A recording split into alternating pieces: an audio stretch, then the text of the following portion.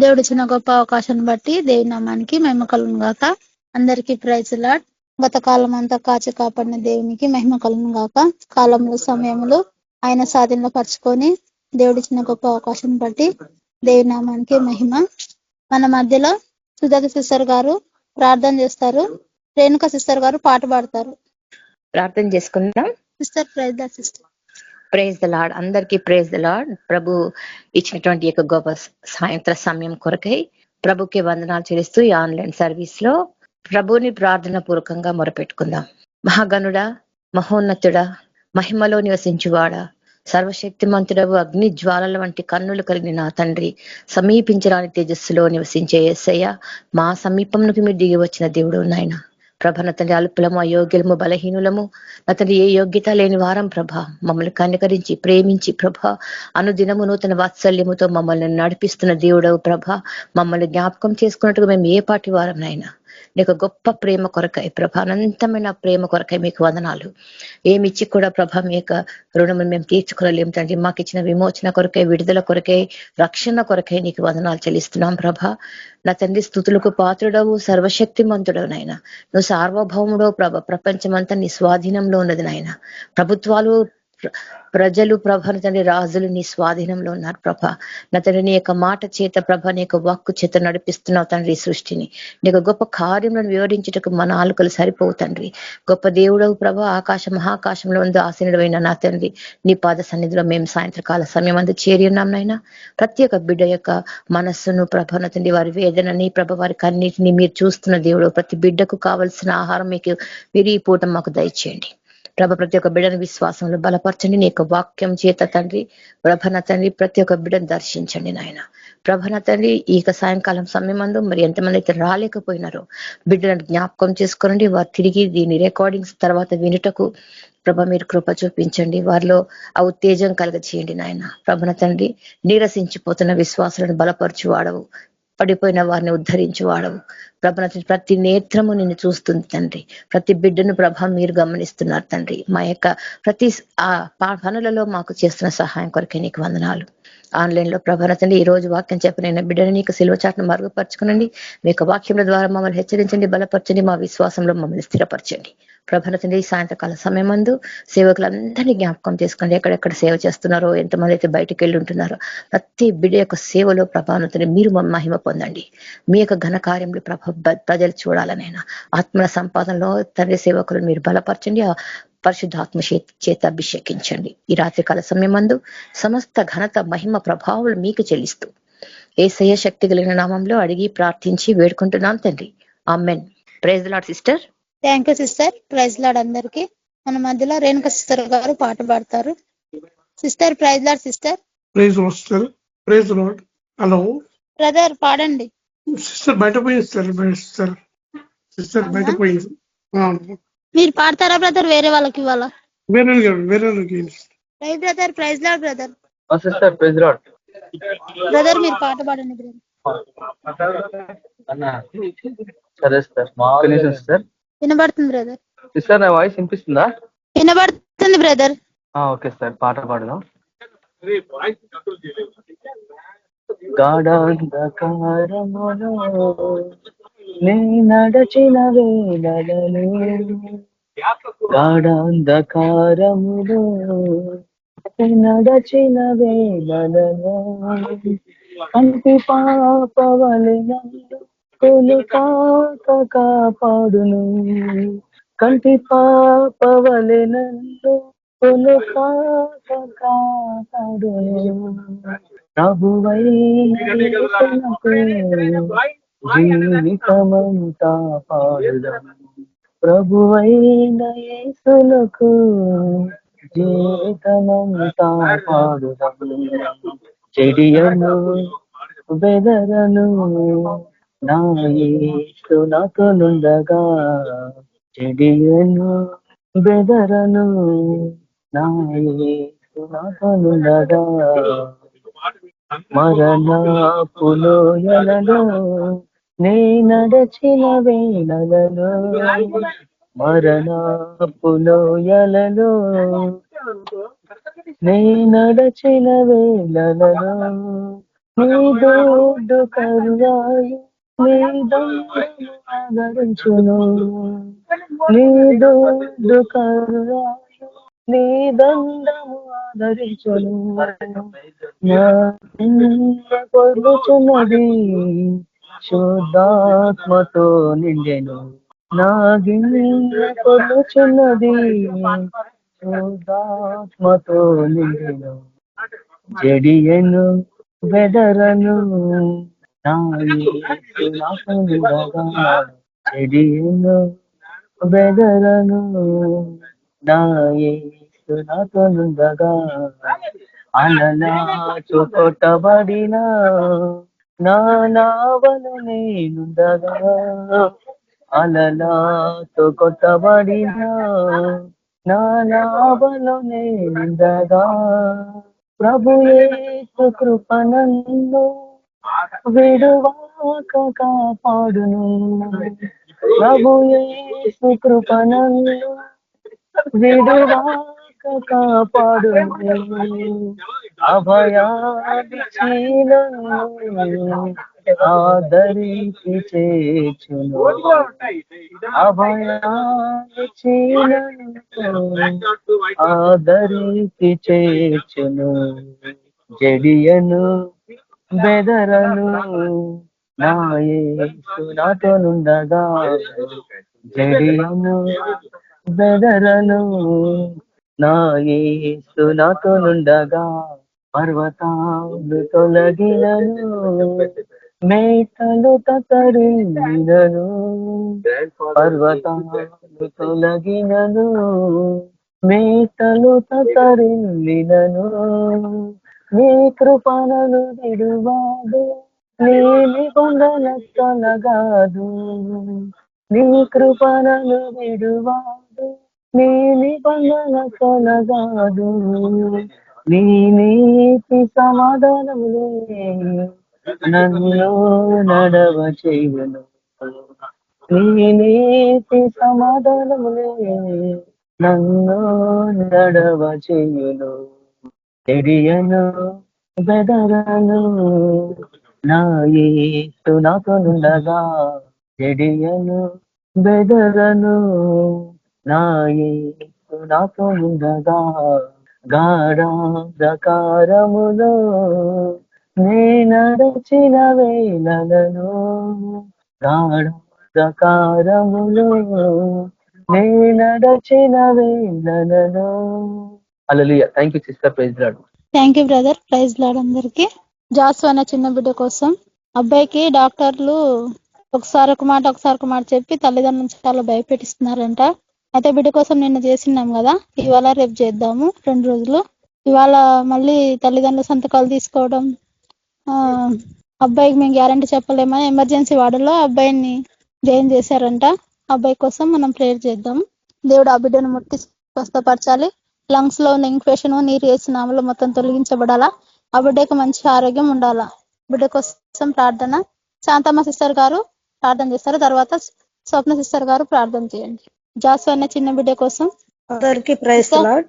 మహాపరిశుద్ధుడా, మహోన్నతుడా, సర్వాధికారి, సర్వశక్తి మంతుడా, దేవాతి దేవ, రాజాతి రాజా, నీ బంగారు పాదాలకు వందనాలు, స్తుతులు, స్తోత్రాలు నాయన. ఈ యొక్క సమయాన్ని మాకు ఇచ్చినందుకు నీ కోట్లాది వందనాలు, కృతజ్ఞతాస్తుతులు ప్రభా. దేవాతి దేవానికే స్తోత్రం. చిన్న బిడ్డ నాయన జాస్వాను ప్రభా మీరు ముట్టండి, తాకండి నాయన. మంచి ఆరోగ్యం దయచేయండి నా ప్రభా. అరికాలు మొదలుకొని ఆయన నడినెత్తు వరకు ప్రభా మీ రక్త ప్రోక్షణ దయచేయండి ఆయన.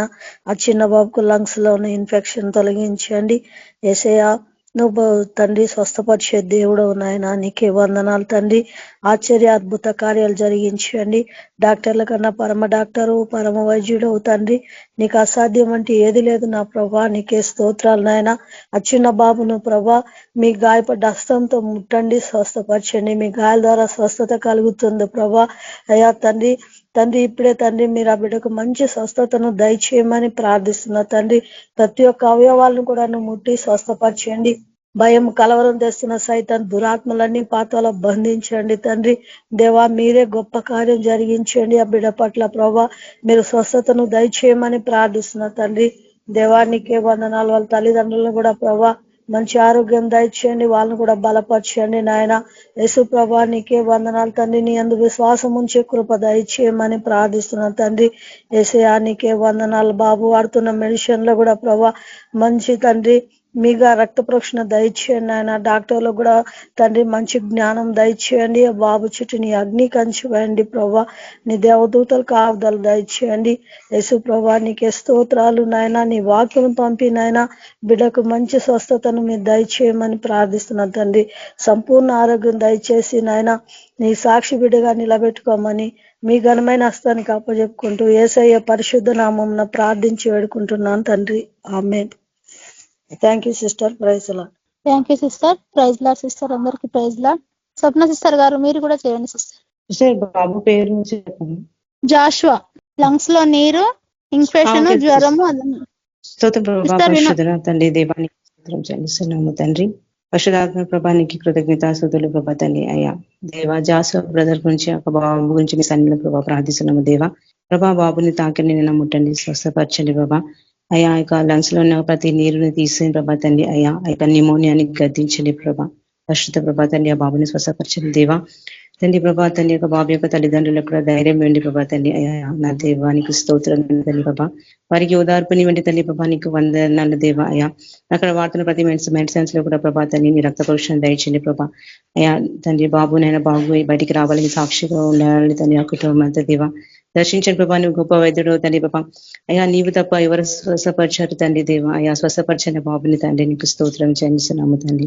పరిశుద్ధ ప్రభా తండ్రి నైనా ఆ హాస్పిటల్లో మీరు తోడండి నేను ప్రభా. ప్రతి భయాన్ని అక్కడ గద్దించండి ప్రభా తండ్రి నైనా తండ్రి దివా. మరి డాక్టర్స్ లో కూడా ప్రభా తండ్రి మీరు జ్ఞానం దయచేసేయండి. ఆ బిడ్డని నైనా స్వస్థపరచడానికి సహాయపడండి దేవా. యేసు ప్రభా నీకు స్తోత్రం చెల్లిస్తున్నాము తండ్రి. ధ్యానిసాలను ప్రభా తండ్రి జ్ఞాపకం చేస్తున్నాం తండ్రి. నిన్నటి నుంచి ప్రభా తండ్రి జ్ఞాపకం చేసుకుని బాగు చేయమని తండ్రి. అయ్యా నీ నామానికి మహిమ స్తుతి ఘనత కలుగును గాక దేవాది దేవా. యేసుక్రీస్తు పరిశుద్ధ నామంలో ప్రార్థిస్తున్నాను తండ్రి. ఆమేన్. ఆమేన్. Thank you sister. Praise Lord అందరికీ. మన మధ్యలో పరిశుద్ధరావు బ్రదర్ గారు ఉన్నారు. బ్రదర్ వాక్యదాన్ని నడిపిస్తారు. Brother praise Lord. Brother praise Lord sister. అందరికీ ప్రైజ్ లార్డ్.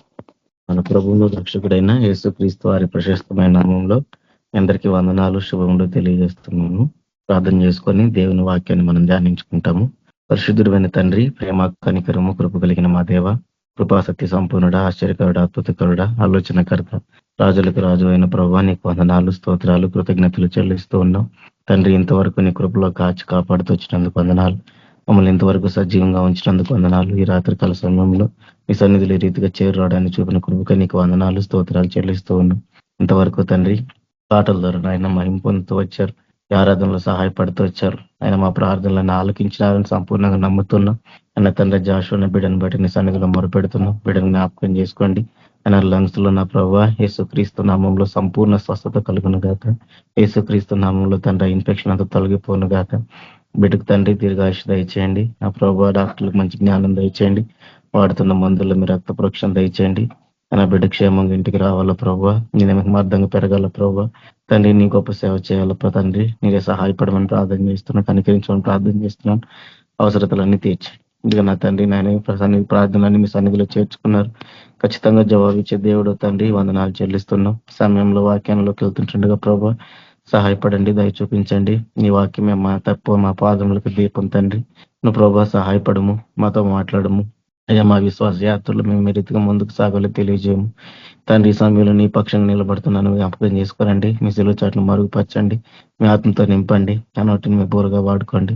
నా సమస్త ప్రవర్తన అంతటి ఎందుకు ప్రభావాన్ని అధికారాన్ని ఒప్పుకుంటున్నాను. నా సౌబుద్ధిని, నా సొంత ఆలోచనని, నా సొంత తెలివిని, జ్ఞానాన్ని అన్నింటినీ దూరపరచండి. మీ ఆత్మతో నింపండి. మీరే నాయన నాలో ఉండి మా అందరితోనూ మాట్లాడమని, అయా కృప చూపించమని, ముందున్న సమయం అంతా కూడా మాకు మేలుకరంగా, దీవెనకరంగా, ఆశీర్వాదకరంగా చేయమని మమ్మల్ని అందరినీ మీ చేతులకు అప్పగించుకుంటూ మీ కృపను కోరుతూ యేసుక్రీస్తు పరిశుద్ధ నామంలో ప్రార్థించి వేడుకుంటున్నాం తండ్రి. ఆమేన్. ఈరోజు వాక్యం కొరకై కీర్తనల గ్రంథం 44వ అధ్యాయము మనందరం ధ్యానిస్తాం. కీర్తనలో 44వ అధ్యాయం అంతా కూడా మొదటి నుంచి చివరి వచనం వరకు ఈ యొక్క అధ్యాయాన్ని మనం ధ్యానిస్తాం. ఎందుకు ఈ అధ్యాయం అంతా ధ్యానించాలి అంటే, ఈ అధ్యాయంలో ఎన్నో ప్రాముఖ్యమైన విషయాలు ఉన్నాయి, ఎన్నో మంచి విషయాలు ఉన్నాయి. ప్రాముఖ్యంగా ఈ కీర్తన మనం చదివితే మన విశ్వాస యాత్ర ఏ రీతిగా ముందుకు సాగాలి అనేది మనకు అర్థమవుతుంది. ఎందుకనంటే ఈ లోకంలో మనం జీవిస్తున్నప్పుడు అనేకమైన సమస్యలు రావచ్చు. ఎందుకంటే మన జీవితం ఏమి పూల మార్గం ఏమి కాదు. మన జీవితం అనేది గరుకుల మార్గం, గుంతలుంటాయి, లోయలుంటాయి, ముళ్ళుంటాయి, పాములుంటాయి, తేళ్లుంటాయి, ఎత్తులుంటాయి, పల్లాలుంటాయి, ఎన్నెన్నో ఎదురవుతా ఉంటాయి. మన జీవితం ఏమి సాఫీగా సాగే జీవితం ఏమీ కాదు. ఒక రీతిగా చెప్పాలంటే మన జీవితము సముద్రం మీద వెళ్ళే నావ లాంటి జీవితం మంది. ఎత్తులు పల్లాలు, చివరికి చేరుకునేంత వరకు కూడా గ్యారంటీ లేనటువంటి జీవితాలు. అటువంటి జీవితాన్ని మనం ఈ లోకంలో జీవిస్తూ ఉన్నాం. ఈ యాత్రలో మనం సాగుతున్నప్పుడు అనేకమైన పరిస్థితులు మనకు ఎదురవుతా ఉంటాయి. అనేకమైనటువంటి పరిస్థితులు, నెగిటివ్ పరిస్థితులు, ప్రతికూలమైనటువంటి పరిస్థితులు, ఎంతో ఇబ్బందికరమైనటువంటి పరిస్థితులు, బాగా బాధ కలిగించేటువంటి పరిస్థితులు, కురంగదీసేటువంటివి, అవమానాలు తీసుకొచ్చేటువంటివి, నిందలు తీసుకొచ్చేటువంటివి, ఎన్నో రకాలైనటువంటి పరిస్థితులు, శ్రమలు మన జీవితంలో ఎదురవుతా ఉంటాయి. వీటన్నిటికీ అతీతమైనటువంటి వారి లోకంలో ఎవరూ లేరు. బైబిల్లోనే మనం చూసినట్లయితే గొప్ప గొప్ప భక్తులందరూ కూడా ఆదాము గాని, మోషే గాని, యోసేపు గాని, దానియేలు గాని, దావీదు గాని, ఏ భక్తుడి జీవితాన్ని మనం తీసుకున్నా కూడా నాడు యేసు ప్రభు గాని, అపోస్తులు గాని, వారి జీవితంలో వారిని మనం పరిశీలన చేస్తే బహు కఠినమైన పరిస్థితులు గుండా, బహు కఠినమైన శ్రమలు గుండా వెళ్ళిన వారే. వారి జీవితం ఏమీ అంత సాఫీగా ఏమి సాగలేదు. అనేకమైన ఒడిదుడుకులు, అనేకమైనటువంటి ఆటుపోట్లు, అనేకమైనటువంటి శ్రమలు, కురుంగుబాట్లు, అవమానాలు వారి యొక్క జీవితాలలో వాళ్ళ యొక్క జీవితాన్ని మనం ధ్యానించినప్పుడు మనకు కనపడుతుంది. వాళ్ళకి భక్తి లేక కాదు, లేదంటే దేవుడు ఎరగక కాదు, ఆ జీవితాన్ని దేవుడు ఆ రీతిగా మనకు డిజైన్ చేస్తూ వచ్చినాడు కదా. మన జీవితం అటువంటి జీవితం. బైబిల్ అంతా మనం చదివితే అదే కనపడుతుంది. కాబట్టి శ్రమలు రావు, కష్టాలు రావు, బాధలు రావు, అవమానాలు రావు, ఇబ్బందులు రావు అని ఎక్కడా కూడా బైబిల్లో చెప్పబడలేదు. ఆ రీతిగా ఎవరు కూడా, ఏ భక్తుడు కూడా లేడు. ఇప్పుడు నేడు మన బోధకులందరూ కూడా ఈ రీతిగానే బోధిస్తున్నారు. యేసు ప్రభు దగ్గరకు వస్తే అవమానాలు పోతాయి, యేసు ప్రభు దగ్గరకు వస్తే అప్పులు పోతాయి, యేసు ప్రభు దగ్గరకు వస్తే ఆరోగ్యాలు బాగుపడతాయి అని ఈ రీతిగా సువార్త చెబుతూ, ఈ రీతిగానే ఇటువంటి సువార్త చెబుతూ దీన్ని ఏమంటారు అని అంటే ఏదో గాస్పల్ అంటారు, గుర్తురాట్లేదు సరైన సమయానికి టర్మ్. ఆశీర్వాదపు సువార్త అనమాట. ప్రాస్పరిటీ గాస్పల్ అంటారు. ఆశీర్వాదాలే ప్రకటిస్తూ ఉంటారు. కానీ మన భక్తుల జీవితాలు మనం కనుక జాగ్రత్తగా పరిశీలిస్తే అన్ని ఒడిదుడుకులుగానే వెళ్తూ ఉంటారు. ఎన్నో ఒడిదుడుకులు వాళ్ళ జీవితాల్లో కనపడతా ఉంటాయి. ప్రాముఖ్యంగా కొత్త నిబంధనలు కనుక మనం చూసుకున్నట్టయితే బహుదారుణమైనటువంటి, ఘోరాతి ఘోరమైనటువంటి శ్రమలు సంఘానికి వచ్చినాయి. నాడు అపోస్తలులకు కానీ, ఆ తర్వాత యేసు ప్రభు నమ్ముకున్న వారిని కానీ బహు భయంకరంగా కొట్టి చంపినారు, బహు భయంకరంగా హింసించినారు. ఎన్నో పరిస్థితులు ఎదురవుతూ ఉంటాయి. ఎదురవ్వని ఎవరు చెప్పడం లేదు, ఎక్కడ కూడా బైబిల్లో లేదు. అటువంటి పరిస్థితుల గుండా మనం వెళ్ళినప్పుడు ఏ రీతిగా మన భక్తి ఉండాలి అనేదే ఈ యొక్క కీర్తన మనకు తెలియజేస్తుంది. కీర్తన 44వ అధ్యాయము 44వ కీర్తన మనకి తెలియజేస్తుంది. ఎందుకంటే లోకస్తుల యొక్క ఆలోచన విధానం వేరు, మన యొక్క ఆలోచన విధానం వేరు. లోకస్తులు ఉన్నట్లుగా మనం ఉండకూడదు. లోకస్తుల యొక్క విధానం ఎలా ఉంటది అని అంటే అన్ని బాగా జరిగినప్పుడు బాగానే ఉంటారు. ఏదన్నా దేవుడు ఏదన్నా ప్రతికూలమైన పరిస్థితులు వచ్చినప్పుడు, లేదంటే కొన్ని ఇబ్బందికరమైన పరిస్థితులు జరిగినప్పుడు వాళ్ళు ఏమనుకుంటారు అని అంటే మాకు అన్యాయం జరిగిపోయింది, దేవుడు ఉంటే మాకెందుకు అన్యాయం చేస్తాడు, దేవుడు ఎక్కడున్నాడు అని నిందలేమో దేవుడి మీదకు దోసేస్తా ఉంటారు. అటువంటి ఆలోచన వారు కలిగి ఉంటారు లోకస్తులు. కానీ క్రైస్తవులంగా, దేవుని సంపూర్ణంగా నమ్మిన వారంగా మనము ఏ రీతిగా ఉండాలి, మనం ఏ రీతిగా మన యొక్క విశ్వాస యాత్రలో కొనసాగాలి అనేది ఈ యొక్క కీర్తన మనకు ఎంతగానో తెలియజేస్తూ ఉంటది. ఎందుకంటే ఈ లోకంలో మనం ఏమి శాశ్వతంగా ఉండం. మన జీవితము కొంతకాలమే. మనం ఈ లోకంలో యాత్రికులం, మనం ఈ లోకంలో పరదేశులం. ఏ రోజు మన యాత్ర ముగుస్తుందో తెలియదు, ఏ రోజు ఈ లోకాన్ని విడుస్తుందో తెలియదు. మన విశ్వాసం అంతా కూడా ఈ లోకయాత్ర ముగించిన తర్వాత వచ్చేటువంటి జీవితాన్ని గురించే. మన నిరీక్షణ అంతా కూడా మనం ప్రభు అయిన యేసుక్రీస్తు దగ్గరకు వచ్చింది కూడా, ప్రభు అయిన యేసుక్రీస్తు వారిని నమ్మింది కూడా ఈ లోక యాత్ర తర్వాత వచ్చేటువంటి ఆ నూతన జీవము, ఆ నిత్య జీవము, ఆ పరలోక రాజ్యము, ఆ దేవుని సన్నిధి, ఆ యొక్క జీవితాన్ని గురించి, ఆ కొత్త జీవితాన్ని గురించి, ఆ కొత్త లోకం గురించే మనం యేసుక్రీస్తు ప్రభు నమ్ముకుంటూ వచ్చినాం. ఈ లోకంలో ఉన్న వాటి కోసం కాదు, ఈ లోకంలో ఉన్నటువంటి అక్కర్ల కోసం కాదు. అయినప్పటికీ లోకంలో జీవిస్తున్నాం గనక ఒక్కోసారి కొన్ని ఇబ్బందికరమైన పరిస్థితులు వస్తాయి, కొన్నిసార్లు ఇబ్బందులు కలుగుతాయి. మరి అటువంటి పరిస్థితుల్లో మనకి అనిపించవచ్చు, నేను ఏం చేశాను, నేనేం తప్పు చేశాను, ఎందుకు నా జీవితంలో ఇలా జరుగుతుంది, ఎందుకు నా జీవితం ఇలా అయిపోతుంది, ఎందుకు నా జీవితంలో ఇటువంటి శ్రమలు వస్తున్నాయి, నేను దేవుడికి మొరపెడుతున్నాను కదా, మరి దేవుడు వినడం లేదా, దేవుడు ఉన్నాడా, దేవుడు నేను ఇంతగా మొరపెడుతుంటే ఎందుకు పట్టించుకోవడం లేదు అని అటువంటి ఆలోచనలు రావడము విశ్వాస యాత్రలో చాలా సహజం. ఎందుకు అనంటే ఆ ఆలోచనలు రాకపోతే మనకు భక్తి లేనట్టు. నిజం. ఎందుకు ఈ మాట చెబుతున్నానంటే, ఎందుకు దేవుడు నా ప్రార్థన వినట్లేదు, ఎందుకు నాకు ఈ జవాబు రావట్లేదు, నేను ప్రార్థన చేస్తున్నాను కదా అనే ఆలోచన మనకి ఎప్పుడు వస్తుంది అని అంటే, మనం సంపూర్ణంగా దేవునికి అప్పచెప్పినప్పుడు, సంపూర్ణంగా దేవుని మీదనే ఆధారపడినప్పుడు. నేను అనుకునేవాడిని అటువంటి ఆలోచనలు రాకూడదు కదా, అవిశ్వాసులకు కదా అటువంటి ఆలోచనలు వచ్చేది, దేవుని నమ్మిన వాళ్ళకి ఎందుకు వస్తాయి అని, ఎందుకు ఇటువంటి ఆలోచనలు వస్తాయి అనుకునేవాడిని. కానీ కాదు. ఎందుకనంటే మనం సంపూర్ణంగా దేవుని చేతికి అప్పచెప్పుకున్నాం. ప్రభువా ఇది నా చేత కాదు అని ఒప్పుకుంటున్నాం. అయ్యా నువ్వే చెయ్యాలి, ఇది నువ్వే దీన్ని నా జీవితంలో నుంచి తొలగించాలి, ఇదే నువ్వు నాకు చెయ్యాలని చెప్పి దేవుని సన్నిధిలో కన్నీరు గార్చి వేడుకుంటున్నాం. అంటే సంపూర్ణంగా దేవునికి అప్పచెప్పుకుంటున్నాం, సంపూర్ణంగా దేవుని కార్యం కొరకు ఎదురు చూస్తున్నాం. అలాంటి పరిస్థితుల్లో జరగలేదనుకోండి, నేను దేవుడికే కదా అప్పచెప్పుకున్నాను, ఎందుకు చేయలేదు అనేటువంటి ఆలోచన రావడం చాలా సహజం. వచ్చిందనంటే మనకు భక్తున్నట్టు, రాలేదు అని అంటే మనం ఇంకా సంపూర్ణంగా దేవుని మీద ఆధారపడినట్టే. కాబట్టి అటువంటి పరిస్థితుల్లో ఏ రీతిగా మనం ముందుకు సాగాలి, ఏ రీతిగా మన యొక్క విశ్వాస యాత్రను కొనసాగించాలి అనేది ఈ కీర్తనలో మనం చూస్తాం. ఈ కీర్తనలో 44వ అధ్యాయము 1 నుంచి 8 వచనాల వరకు ఒక భాగాన్ని మనం చూస్తాం. 9 నుంచి 18 వచనాల వరకు ఒక భాగాన్ని మనం చూస్తాం. 19వ వచనం నుంచి 26వ వచనం వరకు 3 భాగాలుగా ఈ యొక్క కీర్తన మనకు కనపడుతుంది. ఈ 3 భాగాలు 3 విషయాలు, 3 ప్రాముఖ్యమైన విషయాలు ఒక క్రైస్తవుడిలో, ఒక యేసు ప్రభు నమ్మిన వారిలో ఉండవలసిన విషయాలను తెలియజేస్తాయి. మొట్టమొదటిగా మనము కీర్తనలు 44 1 నుంచి 8వ వచనం వరకు మనం చదివితే అక్కడ మనం చూస్తాము, వాళ్ళు ఇది ఎటువంటి పరిస్థితుల్లో రాయబడిందో కూడా మనం తర్వాత చూస్తాము. వాళ్ళు ఎటువంటి పరిస్థితుల్లో ఈ యొక్క కీర్తన రాశారో మనకు తెలియదు, ఎవరిని గురించి రాశారో తెలియదు. అయితే ఈ యొక్క కీర్తన అనేది సామూహిక ఏడుపు, సామూహికమైనటువంటి విజ్ఞాపన, కన్నీటితో కూడినటువంటి విజ్ఞాపన. అంటే అనేకులు ఇశ్రాయేలీయులు కలిసి దేవునికి మొరపెట్టుకుంటున్నారు, దేవుని యొద్ద ఏడుస్తున్నారు. అది ఏ సందర్భంలో ఏడ్చారో, ఏ సందర్భం వచ్చారో తెలియదు. ఎందుకంటే బహు భయంకరమైన ఓటమి వారికి ఎదురైంది, బహు భయంకరమైనటువంటి శ్రమల్లో గుండా పోవాల్సి వచ్చింది, బహు భయంకరంగా అవమానపరచబడాల్సి వచ్చింది. వాళ్ళు ఒక రీతిగా చెప్పాలి అనంటే వధించబడాల్సి వచ్చింది. అంతటి భయంకరమైన పరిస్థితిలో ఉన్నప్పుడు రాసినటువంటి కీర్తన, అటువంటి సమయంలో పాడినటువంటి కీర్తన. అటువంటి పరిస్థితుల్లో కూడా ఏ రీతిగా ఈ కీర్తన ఆరంభం అవుతుంది అంటే మనం చూస్తే 1వ వచనము, దేవ పూర్వకాలమున మా పితరుల దినములలో నీవు చేసిన పనిని గురించి మేము చెవిలారా విని ఉన్నాము, మా పితరులు దానిని మాకు వివరించిరి. నీవు నీ భుజబలము చేత అన్యజనులను వెళ్ళగొట్టి మా పితరులను నాటితివి, జనములను నిర్మూలం చేసి వారిని వ్యాపింపజేస్తివి. వారు తమ ఖడ్గము చేత దేశమును స్వాధీనపరచుకొనలేదు, వారి బాహువు వారికి విజయం ఇవ్వలేదు.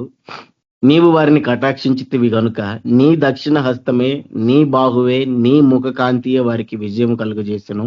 దేవా నీవే నా రాజువు, యాకోబునకు పూర్ణ రక్షణ కలుగను ఆజ్ఞాపించుము.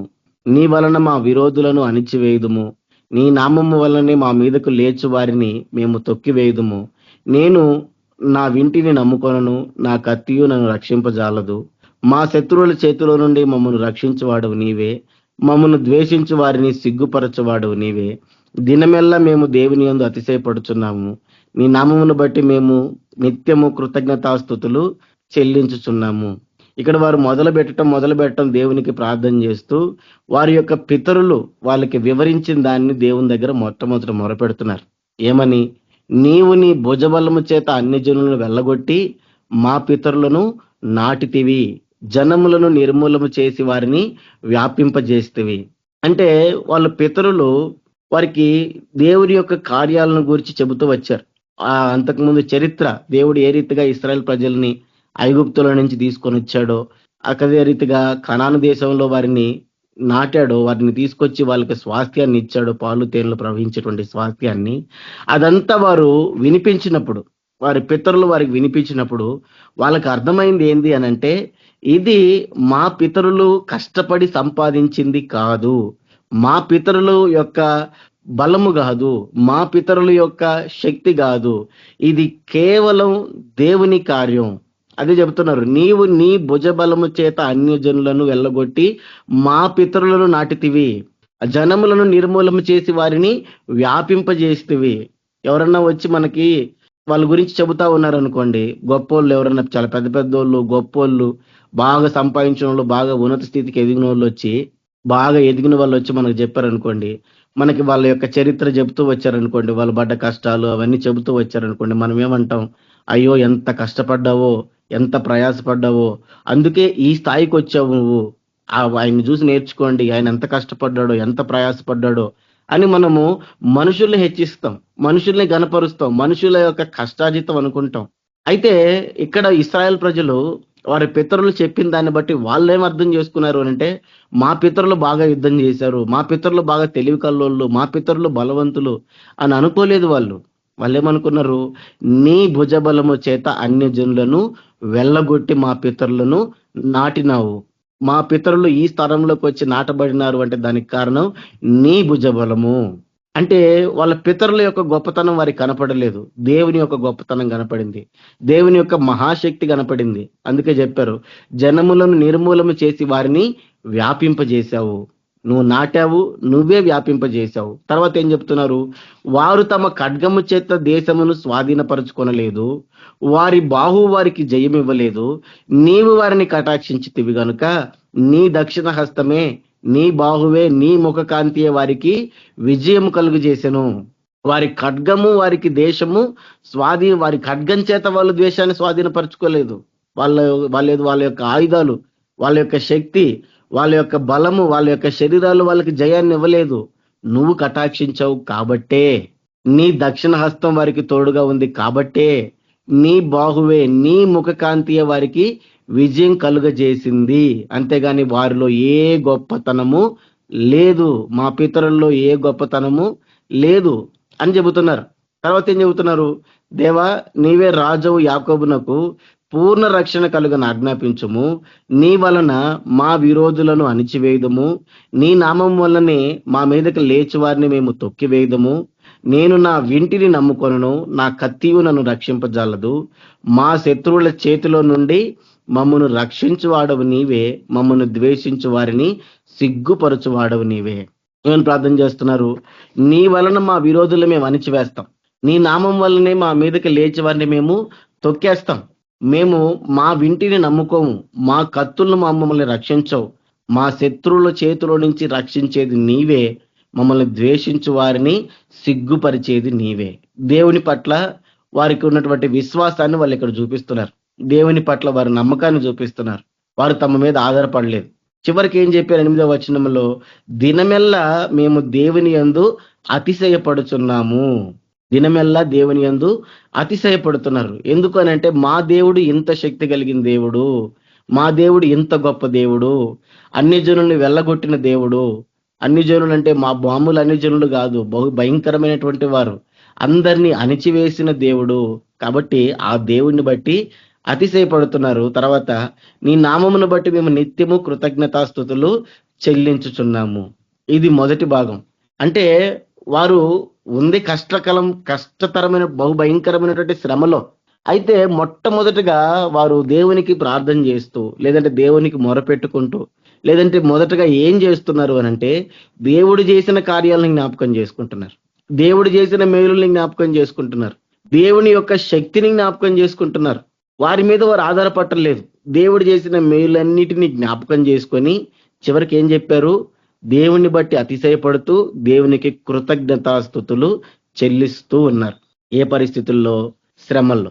అంటే ఈ 8 వచనాలు మనకేం చెబుతున్నాయి అనంటే, మనము కూడా శ్రమల్లో ఉన్నప్పుడు, లేదంటే కష్టాల్లో ఉన్నప్పుడు, ఫెయిల్యూర్స్ ఎదురైనప్పుడు, అవమానాలు ఎదురైనప్పుడు, లేదంటే మన ప్రార్థన దేవుడు విని మనం చేసిన ప్రార్థనకి జవాబు రానప్పుడు చూడండి ఏం చేయాలా? మొట్టమొదటగా ఆటోమేటిక్ గా మనకి నిరాశ రావడము, లేదంటే కృంగిపోవడము, లేదంటే ఎందుకు ఇట్లా అయిపోతుంది అనేటువంటి ఆందోళన కలగడము జరుగుతాయి.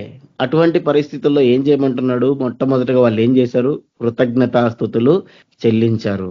ఎందుకంటే దేవుణ్ణి జ్ఞాపకం చేసుకున్నారు. అలాగనే మన జీవితంలో కూడా కృతజ్ఞతాస్తుతులు దేవునికి చెల్లించే వారంగా ఉండాలి. అది దేవుడు ప్రాముఖ్యంగా మనకి ఇక్కడ తెలియజేస్తా ఉన్నాడు. ఒక విశ్వాసికి ఉండాల్సింది ఇదే, కృతజ్ఞతాస్తుతి మనం చెల్లించాలి. ఏ పరిస్థితులైనా ఉండని, ఏ స్థితిగతులైనా ఉండని, మొదట మనము కృతజ్ఞతాస్తుతులు దేవునికి చెల్లించాలి. ఎందుకంటే మనము ఆ కృతజ్ఞతాస్తుతి చెల్లించడానికి కావలసిన ఊపిరినిచ్చింది దేవుడే, దానికి కావలసిన ప్రాణాన్ని ఇచ్చింది దేవుడే. అంతవరకు ఈ లోకంలో మనం బ్రతకడానికి కారణం దేవుడే. అంతవరకు అనేకమైన పరిస్థితుల్లో మనకు సహాయం చేసింది దేవుడే, అంతవరకు నడిపించుకొచ్చింది దేవుడే. కాబట్టి ఆయన ఉన్నాడు, అంతవరకు నడిపించాడు. కాబట్టి కృతజ్ఞతలు మనము చెప్పాలి. మనం అనేక దగ్గర చూస్తాం. యోబు జీవితంలో కూడా మనం అది చూస్తాం. యోబు ఏమంటాడు? ఆయన యెహోవాయే ఇచ్చెను, యెహోవాయే తీసుకొని పోయెను, ఆయన నామమునకే స్తుతి కలుగును గాక అని అన్నాడు. ఆయన యొక్క విశ్వాసాన్ని చూపించాడు. యేసు ప్రభు చేతికి 5 రొట్టెలు 2 చేపలు ఇస్తే ఏం చేశాడు ఆయన? ఆకాశం వైపు చూపించి, నువ్వు నేను గనక అదే మన చేతికి దొరికితే మనం ఏం చేస్తాం? వ్యసన పడతాం, కుళ్ళుకుంటాం. ఇదేంది ఇంతమంది జనం ఉంటే ఈ 5 రొట్టెలు ఈ 2 చేపలతో ఏం పని అవుతుంది? ఎవరికి వస్తాయి? ఎందుకు వస్తాయి? అనేటువంటి ఆలోచనతో మనం గొనుగుతాం, సనుగుతాం. కానీ యేసు ప్రభు ఏం చేశాడు? వాటిని కృతజ్ఞతాస్తుతులు చెల్లించడం మొదట తండ్రికి. అవి అప్పుడు సమృద్ధిగా దీవించబడ్డాయి. మనం ఆయన కొద్దిలోనే, ఆయన ఉన్న స్థితిలోనే కృతజ్ఞతలు చెల్లించాడు యోబు. యేసు ప్రభు కూడా అంతే, కృతజ్ఞతలు చెల్లించాడు. మనం కూడా కృతజ్ఞతలు చెల్లించాలి. ఏ పరిస్థితుల్లో ఉన్నా కృతజ్ఞతలు చెల్లించే వారంగా ఉండాల. కృతజ్ఞత అనేది మన హృదయంలో ఉండాల. ఎప్పుడు ఆ కృతజ్ఞత వస్తుంది అనంటే దేవుడు చేసిన మేలుల్ని జ్ఞాపకం చేసుకున్నప్పుడు. మనకు పరాజయాలు ఎదురైనాయి, శ్రమలు వచ్చినాయి, అవమానాలు వచ్చినాయి. అటువంటి పరిస్థితుల్లో మనం జ్ఞాపకం చేసుకోవాల్సింది దేవుడి కార్యాలు. ఇంతవరకు దేవుడు ఏ రీతిగా నడిపిస్తూ వచ్చాడు, ఏ రీతిగా విడిపిస్తూ వచ్చాడు, ఏ రీతిగా నమ్మకంగా మన జీవితంలో ఉన్నాడు. మనం నమ్మదగిన వారం కాకపోయినా, మనం ఆయనకు ఏమాత్రం యోగ్యత లేని వారమైనా ఏ రీతిగా మన పక్షంగా ఉంటూ వచ్చాడో అవన్నీ జ్ఞాపకం చేసుకుంటూ దేవుడి కృతజ్ఞతలు చెప్పాలి. ఇవి మనం మొదట చూస్తున్నాం. తర్వాత 9వ వచనం నుంచి మనం చూస్తే అక్కడ వారు ఇప్పుడు ప్రార్థన మొదలు పెడతారు. ఏమని? అయితే ఇప్పుడు నీవు మమ్మను విడనాడి అవమానపరిచి ఉన్నావు, మా సేనలతో కూడా నీవు బయలుదేరక ఉన్నావు, శత్రువుల ఎదుట నిలవకుండా మమ్మను వెనుకకు పారిపోజేయుచున్నావు, మమ్మను ద్వేషించు వారు ఇష్టం వచ్చినట్లు మమ్మను దోచుకొనుచున్నారు, భోజన పదార్థముగా ఒకడు గొర్రెలను అప్పగించినట్లు నీవు మమ్మను అప్పగించి ఉన్నావు, అన్యజనులోనికి మమ్మను చెదరగొట్టి ఉన్నావు, అధికమైన వెల చెప్పక ధనప్రాప్తి లేకయే నీవే నీ ప్రజలను అమ్మి ఉన్నావు, మా పొరుగు వారి దృష్టికి నీవు మమ్మను నిందాస్పదముగా చేసి ఉన్నావు, మా చుట్టూనున్న వారి దృష్టికి అపహాస్యాస్పదముగాను ఎగతాళి కారణముగాను మమ్మను ఉంచి ఉన్నావు, అన్యజనులలో మమ్మను సామెతకు హేతువుగాను ప్రజల తల ఆడించుటకు కారణముగాను మమ్మను ఉంచి ఉన్నావు, నన్ను నిందించి దూషించి వారి మాటలు వినగా శత్రులను పట్టి పగ తీర్చుకొని వారిని బట్టి నేను దినమెల్లా నా అవమానమును తలపోయుచున్నాను, సిగ్గు నా ముఖమును కమ్మి ఉన్నది. అంటే వారి యొక్క పరిస్థితిని వివరిస్తూ ఉన్నారు. ఇక్కడ మనం చదివితే ఇప్పుడు దాకా మనం చదువుకుంటూ వచ్చిన వాటిల్లో వారి యొక్క పరిస్థితి ఎంత దారుణంగా ఉందో మనకు కనపడుతుంది. ఏంటంట? దేవుడు వారిని అవమానపరిచి ఉన్నాడు. దేవుడు వాళ్ళతో పాటు వెళ్ళలేదు. శత్రువుల ఎదుట నిలవకుండా ఏం చేశాడు? దేవుడు వారిని పారిపోయేలాగా చేశాడు. వారు ద్వేషించి వారు ఏం చేస్తున్నారు? శత్రువులు వారిని దోచుకుంటున్నారు. ఎవరైతే ఏ రీతిగా అయితే భోజన పదార్థంగా అంటే ఒక గొర్రెలను వధిస్తారో అలాగా వీళ్ళని వారికి ఆహారంగా అప్పగిచ్చినారు అన్ని జనులకి అని చెబుతున్నాడు. అధికమైన వెల చెప్పక ధనప్రాప్తి లేక నీవే నీ ప్రజలను అమ్మి ఉన్నావు, నిందాస్పదముగాను అపహాస్యాస్పదంగాను ఎగతాళి కారణంగాను ఉంచి ఉన్నావు, మమ్మల్ని తలాడించుటకు కారణంగా ఉంచి ఉన్నావు, వాళ్ళు పగ తీర్చుకున్న వారిని బట్టి దినమెల్లా అవమానం తలపోసుకుంటూ. ఇటువంటి పరిస్థితి చూడండి. అవమానాలు ఉన్నాయి, దోచుకొని పోతున్నారు, హేళన చేస్తున్నారు, ఎగతాళి చేస్తున్నారు, నిందిస్తున్నారు, శ్రమ పెడుతున్నారు, ఎంతో భయంకరంగా వాళ్ళని ఇబ్బంది పెడతా ఉన్నారు. అయితే ఇక్కడ మనం చూస్తే ప్రాముఖ్యంగా వాళ్ళు చెబుతున్నది ప్రతి సందర్భంలో ప్రతి వాక్యములో మనకు ఒక మాట కనపడుతుంది. ఏంటిది? నీవు మమ్మను విడనాడి ఉన్నావు, నీవు బయలుదేరుకున్నావు, నీవు మమ్మల్ని అప్పగించావు, నీవే ప్రజలు నమ్మి ఉన్నావు, నీవు మమ్మల్ని నిందాస్పదంగా చేస్తున్నావు. ప్రతి వచనంలో మనం చూస్తే నీవు నీవు నీవు నీవు అని కనపడుతుంది. అంటే ఇక్కడ మనకు కనపడుతుంది ఏంటంటే దేవుడు వారిని ఆ స్థితిలో ఉంచాడు. దేవుడు వారిని ఆ స్థితిలో ఉంచాడు. అవమానం పొందడానికి, లేదంటే దోచుకోవడానికి, లేదంటే ఎగతాళికి, అపహాస్యంగాను నిందాస్పదంగాను వారిని దేవుడే ఉంచాడు అని వారు ప్రార్థన చేస్తున్నారు. దేవుడే దానికి కారణమని చెబుతున్నారు. అంటే ఆ స్థితిలో ఉంచింది దేవుడే, ఆ స్థితిలోనికి వాళ్ళని తీసుకెళ్ళింది దేవుడే. వారు మొదట కృతజ్ఞతాస్తుతులు చెల్లించారు, తర్వాత వారి యొక్క పరిస్థితిని దేవునికి వివరిస్తూ వచ్చారు. చివరికి వాళ్ళు చెప్పిన మాట ఏంటిది? 17-18 వచనాలలో, ఇదంతయు మా మీదకి వచ్చినను మేము నిన్ను మరువలేదు, నీ నిబంధన మీ ద్రోహులము కాలేదు, మా హృదయము వెనుకకు మరలిపోలేదు, మా అడుగులు నీ మార్గమును విడిచి తొలగిపోలేదు. అన్నిటి కారణం దేవుడే. ఇప్పుడు దాకా మనం చూసినాం నీవు నీవు నీవు నీవు అని ప్రతి దాంట్లో ఉంది. అంటే వారికి అర్థమైంది దేవుడే మమ్మల్ని ఈ స్థితిలో ఉంచాడు. అయినా వారు ఏం చెబుతున్నారు? ఇదంతయు మా మీదకి వచ్చినను మేము నిన్ను మరువలేదు, నీ నిబంధన మీరి ద్రోహులము కాలేదు, మా హృదయము వెనకకు మరలి పోలేదు, మా అడుగులు నీ మార్గమును విడిచిపోలేదు.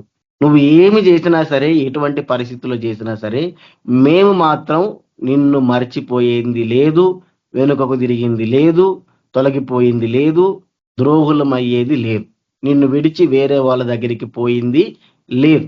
అంటే ఇశ్రాయేలు ప్రజలు నమ్మకంగానే ఉన్నారు, నమ్మకంగానే దేవుణ్ణి సేవిస్తున్నారు. అయినా వారిని దేవుడు ఆ అపహాస్యాస్పదంగాను నిందాస్పదంగాను అవమానాలకు వారిని అప్పచెప్పాడు, దోచుకోవడానికి అప్పచెప్పేశాడు. వాళ్ళు భయంకరంగా వీళ్ళని అవమానిస్తున్నారు, కొడుతున్నారు, దూషిస్తున్నారు, ఎన్నో రకాలైనటువంటి పనులు చేస్తున్నారు. కానీ వారు ఏం చేస్తూ వచ్చారు? వాళ్ళు దేవుణ్ణి మర్చిపోకుండా, ద్రోహులు కాకుండా, వెనుకకు అడుగు వేయకుండా, వారి యొక్క మార్గాన్ని విడిచి తొలగిపోకుండా దేవునిలోనే స్థిరంగా నిలబడుతూ వచ్చారు. కాబట్టి మనము కూడా అదే రీతిగా ఉండాలని ఇక్కడ ప్రభు మనకు జ్ఞాపకం చేస్తున్నాడు. శ్రమలు వచ్చినాయి, బాధలు వచ్చినాయి. మొట్టమొదటి ఏం చేశారు? పరిస్థితిలోనే దేవుడు చేసిన మేలుని తలుచుకుంటూ కృతజ్ఞతలు చెల్లించారు. తర్వాత ఏం చేశారు? దేవుడు ఆ రోజు సహాయం చేశాడు కదా, ఆ రోజు నన్ను నడిపించాడు కదా, ఈ రోజు ఈ పరిస్థితిలో ఉంచాడు కాబట్టి ఏం చేయాలా? ఆ రోజు ఆయన ఉంచినప్పుడు, ఆయన చేసినప్పుడు ఆయన ఉన్నాడు. ఈ రోజు ఈ శ్రమలో మేము ఉన్నప్పుడు ఇప్పుడు ఆయన ఉన్నాడు. ఆయన ఎప్పుడు ఉన్నాడు. ఆయనే ఈ పరిస్థితుల్లో మమ్మల్ని ఉంచాడు. కాబట్టి ఏం చేయాలా? మనం కూడా ఆయనకు నమ్మకంగా ఉండాలా, వెనుకకు తిరిగి పోకూడదు. అదే రీతిగా ఆయన్ని మరిచిపోకూడదు, ఆయన మార్గము విడిచి పోకూడదు. అదే ఇక్కడ మనం నేర్చుకుంటున్నాం, అదే మనం ఇక్కడ చూస్తున్నాం. ఏ స్థితిలో దేవుడు మనల్ని ఉంచినా మనం ఒకటే గుర్తుపెట్టుకోవాలా, ఆ స్థితిలో మనల్ని ఉంచింది దేవుడే, ఆ స్థితిలో మనల్ని నిలబెట్టింది దేవుడే. మనం ఉన్నత స్థితిలో ఉండని, లేని స్థితిలో ఉండని, ఆరోగ్యకరమైన స్థితిలో ఉండని, అనారోగ్యకరమైన స్థితిలో ఉండని, ఏ స్థితిలో అయినా ఉండని, ఆ స్థితిలో ఉంచింది దేవుడే, ఆ స్థితిలోనికి నడిపించింది దేవుడే. కాబట్టి ఏం చేయాలా? వెనుకకు తిరిగిపోయేది లేదు, మరిచిపోయేది లేదు, ద్రోహులమయ్యేది లేదు. దేవునిలో స్థిరంగా నిలబడుతూ వచ్చారు, దేవునిలో స్థిరంగా నిలబడుతూ వచ్చారు. కృతజ్ఞతలు చెప్పారు, ఆయనలో స్థిరంగా ఉన్నారు. తమ యొక్క నమ్మకత్వాన్ని, తమ యొక్క విశ్వాసాన్ని దేవునికి చూపిస్తూనే ఉన్నారు. అదే మన యొక్క విశ్వాస జీవితంలో కూడా మనం చేయాల్సింది. అదే మన యొక్క యాత్రలో కూడా మనము అలవర్చుకోవాల్సింది. శ్రమలు వచ్చినాయి, బాధలు వచ్చినాయి అని చెప్పి మనము దేవునికి అవిధేయత చూపించే వారంగానో, లేదంటే ఏం దేవుడు అనుకునే రీతిగానో ఉండకూడదని ఇక్కడ జ్ఞాపకం చేస్తున్నాడు. ఆ తర్వాత భాగంలో మనం చదివితే 19వ వచనం నుంచి, అయితే నక్కలున్న చోట నీవు మమ్మను బహుగా నలిపి ఉన్నావు, గాఢాంధకారము చేత మమ్మను కప్పి ఉన్నావు, మా దేవుని నామమును మేము మరచి ఉన్న ఎడల, అన్య దేవతల తట్టు మా చేతులు చాపి ఉన్న ఎడల, హృదయ రహస్యములు ఎరిగిన దేవుడు ఆ సంగతిని పరిశోధింపక మానున, నిన్ను బట్టి దినమెల్ల మేము వధించబడుచున్నాము, వధకు సిద్ధమైన గొర్రెలమని మేము ఎంచబడుచున్నాము. ప్రభువా మేల్కొనుము, నీ వేళ నిద్రించుచున్నావు, లెమ్ము నిత్యము మమ్ము విడనాడుకుము, నీ ముఖమును నీ వేళ మరుగుపరిచి ఉన్నావు, మా బాధను, మాకు కలిగిన హింసను నీవేళ మరిచి ఉన్నావు. మా ప్రాణము నేల కృంగి ఉన్నది, మా శరీరము నేల పట్టి ఉన్నది. మా సహాయమునకు లెమ్ము, నీ కృపను బట్టి మమ్మును విమోచింపుము. ఇక్కడ మనం చూస్తే ఈ వచనాలలో వాళ్ళు ఏం చేస్తున్నారు? దేవుడు ఉంచిన వారి యొక్క నమ్మకత్వాన్ని కోల్పోలేదు. చివరికి ఏం చేశారు?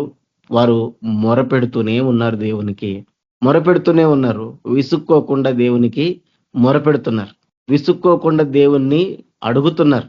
అయ్యా ఇంకెంతకాలం మేము ఈ పరిస్థితిలో ఉండాలి? నిన్ను బట్టి దినమెల్లా మేము వధించబడతా ఉన్నాం, మేము వధకు సిద్ధమైన గొర్రెల్లాగా ఎంచబడతా ఉన్నాం. మేమేమి నువ్వు మాకు సహాయం చేయట్లేదని చెప్పి అన్ని జనుల తట్టు తిరగలేదు, మేము నీ నామాన్ని మర్చిపోలేదు. మమ్మల్ని ఈ గాఢాంధకారంలో నువ్వు పెట్టినా, ఏ పరిస్థితుల్లో మేము పెట్టినా మేము వెనక్కి పోలేదు ప్రభువా. మేల్కొమ్ము, మమ్మల్ని విడిచిపెట్టకు ప్రభువా. నువ్వెందుకు మమ్మకు దూరం అయిపోయినావు? మా పరిస్థితి దారుణంగా ఉంది, మా సహాయమునకు లెమ్ము అని చెప్పి కంటిన్యూగా మొరపెడుతూనే ఉన్నారు. కాబట్టి వాళ్ళలో జీవితంలో మనకు కనపడేది ఏంటిది అని అంటే, ఇక్కడ మూడవది మనం చూస్తున్నాము, వాళ్ళు కృతజ్ఞతలు చెల్లించారు, నమ్మకంగా ఉన్నారు. తర్వాత ప్రార్థించటము మానలేదు, ప్రార్థించటము విడిచిపెట్టలేదు, ప్రార్థనలో అలసిపోలేదు, ప్రార్థనలో వాళ్ళు విసుక్కోలేదు. వాళ్ళు ప్రార్థిస్తూనే ఉన్నారు, దేవునికి మొరపెడుతూనే ఉన్నారు. అంతేగాని ఇంకా ప్రార్థన చేసాము, ఇంకా రాదులే, ఎందుకులే అని విడిచిపెట్టినట్టుగా మనం ఇక్కడ చూడట్లేదు. కాబట్టి వారు ప్రార్థనలో విసుక్కోకుండా ప్రార్థన చేస్తూనే ఉన్నారు. కాబట్టి ఇక్కడ మనకు 3 విషయాలు కనపడుతున్నాయి. కృతజ్ఞత చెల్లించాలి, నమ్మకంగా దేవునికి ఉండాలి, వెనుదిరిగి పోకూడదు. మూడవది, విసుక్కోకుండా మన ప్రార్థన అనేది ముందుకు కొనసాగిస్తూనే ఉండాలి, ప్రార్థన చేస్తూనే ఉండాలి. ఇది మనకు దేవుడు ఇక్కడ మనకు తెలియజేస్తా ఉన్నాడు. ఎందుకంటే ఇవి మనకి చాలా ప్రాముఖ్యం, ఇవి మనకి చాలా అవసరం. ఎందుకంటే మనుషులు బయటికి చెప్పకపోయినా, ఎందుకంటే బయటికి చెప్పారనుకోండి, నేను చాలా మందిని చూస్తూ ఉంటాను, చాలా మంది ఆలోచనలు ఎలా ఉంటాయి అని అంటే, వారు బయటికి చెప్పుకోలేరు. బయటికి చెప్పుకుంటే నేనెక్కడ విశ్వాసినో, నేనెక్కడ తప్పిపోయినానో, నేనెక్కడ దేవుని అనుమానిస్తున్నానో అనుకుంటారేమో అని చెప్పి బయటికి చెప్పరు. కానీ లోపల ఎన్నెన్నో ప్రశ్నలు లోపల తిరుగుతా ఉంటాయి.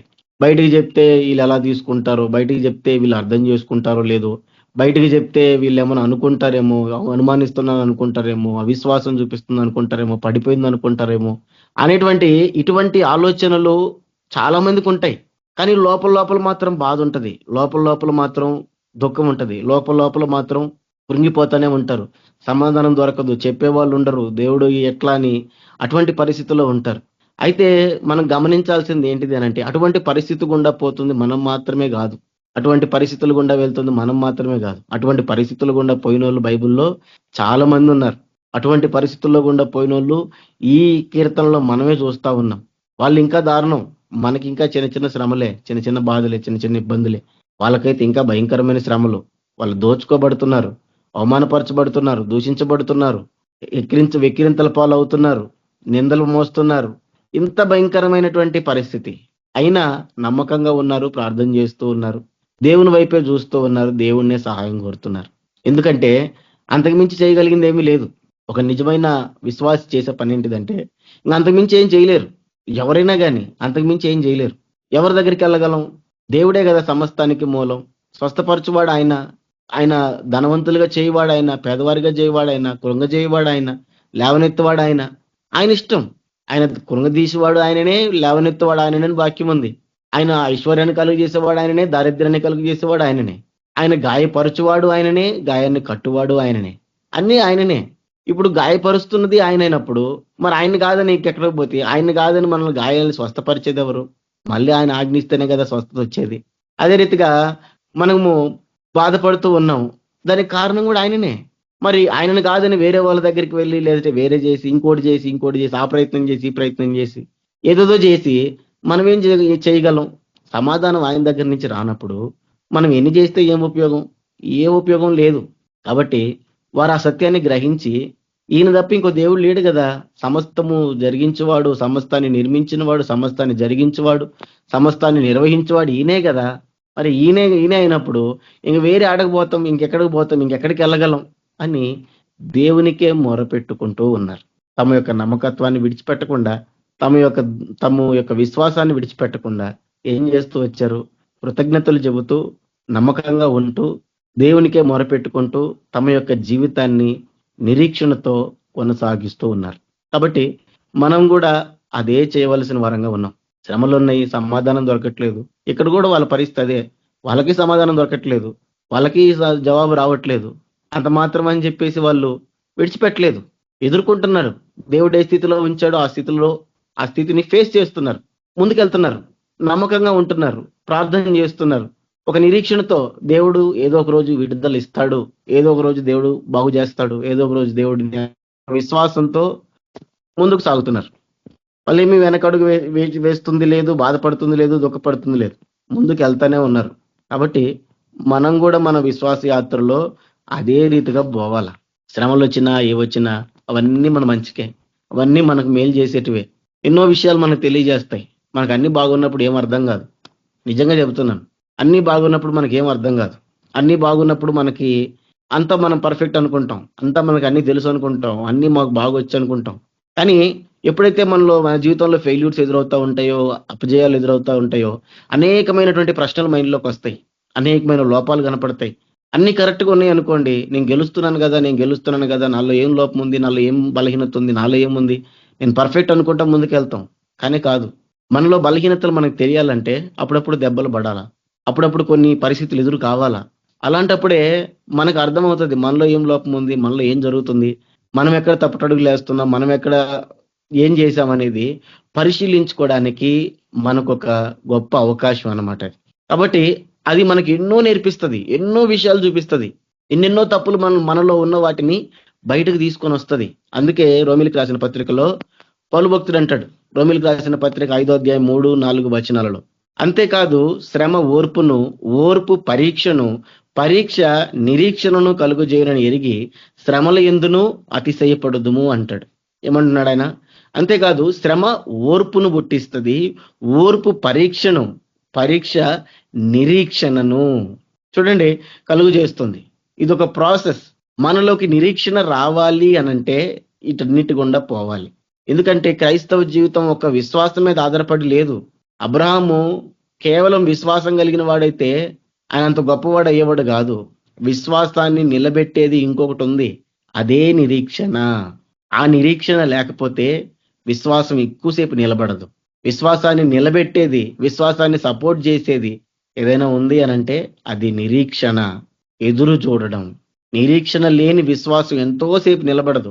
అలా మనకు యేసు ప్రభు చెప్పినట్టు రాతి మీద పడిన నేల లాగానే ఉంటది. రాతి నేల మీద పడ్డటువంటి ఆ విత్తనం లాగానే ఉంటది, మొలుస్తుంది, కానీ కింద వేరు లేదు, మట్టి లేదు, ఏం చేస్తుంది? ఎండిపోతుంది. అలాగనే శ్రమ ఏం చేస్తుంది? ఓర్పు పరీక్షని, ఓర్పులో అనేకమైనటువంటి పరీక్షలు తర్వాత ఆ పరీక్ష నిరీక్షణని కలుగజేసి మన ఆత్మీయ జీవితాన్ని నిలబెడుతుంది. కాబట్టి ఏం చెప్తున్నాడు? శ్రమలు వచ్చినాయని కృంగిపోకుండా శ్రమల యందు అతిశయపడుదుము. ఈ మాట దేన్ని బట్టి చెప్పాడైనా? ఇదే మాట ఇంతక వాళ్ళు కీర్తనలో కూడా వాడారు. ఏమని? దినమెల్లా నీ నామమును బట్టి మేము అతిశయపడుచున్నాము. దినమెల్లా మేము దేవుని యందు అతిశయపడుచున్నాము. శ్రమల్లో వాళ్ళు అతిశయపడ్డారు. ఎందుకనంటే దేవుని బట్టి. అందుకే ఇక్కడ కూడా అన్నాడు, శ్రమల యందును అతిశయపడుదుము. ఈ గొప్ప ధన్యత లేకపోతే ఈ గొప్ప అవకాశము క్రైస్తవులకే తప్ప లోకస్తులకు ఉండదు. ఎందుకంటే క్రైస్తవుల జీవితంలో ప్రతిదీ కూడా ఓ గొప్ప మేలే. మనం అనుకుంటాం ఆ సమయంలో మనకి ఏదో కొద్దిగా బాధ కలుగుతుంది, ఇబ్బంది కలుగుతుంది తప్ప ప్రతిదీ మనకు మేలే. అందుకే చెప్పాడు ఏమని? శ్రమల యందును అతిశయపడుదాం. కాబట్టి శ్రమల్లో ఉన్నాయి, బాధలు ఉన్నాయి, ఇబ్బందులు ఉన్నాయని మనము లోపల అనేకమైనటువంటి ఆలోచనలు, అనేకమైనటువంటి కలవరాలు ఏం అవసరం లేదు. అందరూ చాలా మంది పోయినారు, పౌలు శీల కూడా పోయినారు, పౌలు శీలలు చెరసాల్లో పోయినారు. ఏం చేశారు? వాళ్ళు లోపలికి వెళ్ళి కీర్తనలు పాడుతూ ప్రార్థనలు చేస్తున్నారు. అదే కదా ఇంతకు వాళ్ళు చేసింది. కీర్తనలు ఏమని పాడతారు? దేవునికి కృతజ్ఞతలు చెబుతూ కీర్తనలు పాడతారు. వాళ్ళు ఏమన్నా ఆ చెరసాల్లో ఉన్నప్పుడు నమ్మకత్వాన్ని విడిచిపెట్టారా? వెనుకకు తిరిగారా? తిరగలేదు. ఏం చేశారు? కీర్తనలు పాడారు, దేవునికి మొరపెట్టుకుంటూనే వచ్చారు. ఆ కీర్తన ఏదైతే 44 కీర్తన మనం చూస్తున్నామో ఎగ్జాక్ట్ గా పౌలు భక్తుల జీవితంలో కూడా మనం చూస్తాం. అదే చేశాడు కదా ఆయన కూడా. కీర్తనలు పాడుతూ నమ్మకంగా ఉన్నాడు, అనుమానించకుండా, దేవునికి వెనుదిరగకుండా ప్రార్థన చేస్తూ ఉన్నాడు. అదే మన జీవితంలో మనం చేయాల్సింది. మన జీవితంలో దేవుని చేసిన కార్యాలు జ్ఞాపకం పెట్టుకుని కృతజ్ఞతలు చెప్పే వారంగా ఉండాలా. నమ్మకత్వాన్ని విడిచిపెట్టకుండా, వెనుదిరిగిపోకుండా, బలంగా ఆయనలోనే స్థిరంగా ఉండాలా. తర్వాత విసుక్కోకుండా ప్రార్థన చేస్తూ, దేవుణ్ణి ఆశ్రయిస్తూ మనం ముందుకు సాగాల నిరీక్షణతో. అంతేగాని మనము రకరకాల ఆలోచనలు పెట్టుకొని మనం ఆగిపోవడానికో లేదంటే ఇంతే అని చెప్పేసి డిసైడ్ అవడానికో లేదు. కాబట్టి మన విశ్వాస యాత్రలో మనం కూడా ఈ రీతిగానే దేవునికి కృతజ్ఞతలు చెబుతూ, దేవునికి నమ్మకంగా ఉంటూ, ఆయనకి వైపు చూస్తూ ఆయనకే ప్రార్థన చేస్తూ విసుక్కోకుండా ముందుకు సాగుదాము. అటువంటి కృప దేవుడు మనందరికి అనుగ్రహించును గాక. దేవుడి కొద్ది మాటలు దీవించి ఆశీర్వదించును గాక. ప్రార్థన చేసుకుందాము. పరిశుద్ధుడైన తండ్రి, ప్రేమ కనికరము కృప కలిగిన దేవా, మీ ఘనమైన నామానికి స్తుతులు స్తోత్రాలు చెల్లిస్తున్నాం తండ్రి. ఇంతవరకు నైనా కీర్తనలు 44వ అధ్యాయం ప్రభు మాతో మాట్లాడుతూ వచ్చారు నాయన. ఎన్నో విషయాలు మా ఆత్మీయ జీవితాలకు సంబంధించిన తెలియజేస్తూ వచ్చారు నాయన.